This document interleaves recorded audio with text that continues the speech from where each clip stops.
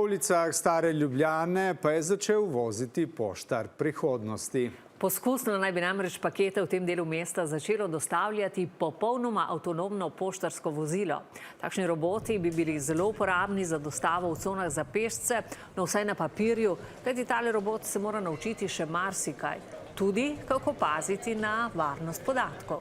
Janez Usenik. Takole počasi, s 3 km/h vstopa nova tehnologija na ulice stare Ljubljane. Pošta takšne rešitve potrebuje. Vse vidite sami, kakšen naval je z spletnimi trgovinami, pa to, da enostavno ljudi ni, delovne sile ni na tem področju in mi se bomo morali tukaj pomagati s tehnologijo. Tehnologija zna veliko. Lahko popolnoma avtonomno vozi, lahko vozi tudi nadaljavo, pomeni, da v naši pisarni imamo teleoperaterja, torej volan, zaslone. A vsaj v poskusnem obdobju bo robota vedno vodil operater, ki bo hodil ob njem in poskrbel tudi za izročitev paketov.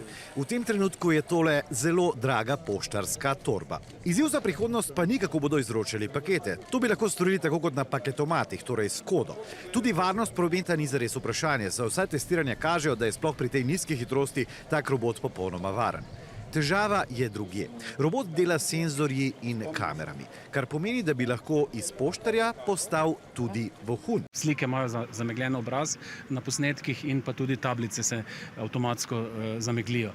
Vse to se opravi na vozilu, je pa možno priti do teh podatkov, če pride do kakega incidenta s pooblaščeno osebo, policijo, nalogom. Vse to pa je treba urediti tudi v zakonodaji in še bolj jasno določiti pravila.